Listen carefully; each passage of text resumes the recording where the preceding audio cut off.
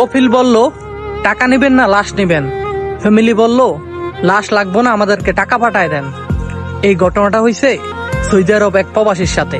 আপনার কাজের মধ্যে ব্রেন স্ট্রোক করে মারা যায়। তখন কফিল ভালো ছিল, কফিল বাড়িতে কল দেয়। কল দিয়া তাদের ফ্যামিলিকে বলে যে আপনার সন্তান মারা গেছে। তারা একটু কান্নাকাটি কইরা বলে যে এখন কি করব। তখন কফিল বলে, আপনার সন্তান চান নাকি কিছু টাকা চান? তখন ফ্যামিলি বেহায়ার মতো বলে, আমাদের সন্তান লাগবে না, ওইখানে কবর দিয়া দেন, আর আমাদেরকে যে টাকাটা পাবো ওই টাকাটা পাঠায় দেন। মানে কি বলবো ভাই, এই নিউজটা শোনার পর ভাবলাম যে দুনিয়ার মানুষ কত বহুরূপী। টাকার কাছে মানুষ এক সেকেন্ডে বিক্রি হয় ভাই। কেউ আপন না ভাই, এই দুনিয়াতে তোমার কেউ আপন না। তুমি নিজের বলতে নিজের ভাই, তোমার দিকে কেউ তাকাইবো না। সো নিজের জন্য কিছু করো, নিজের চরকাতে তেল দাও। নিজের ইঞ্জিলে যদি তেল থাকে ওই ইঞ্জিল ভালো মতো চলবো।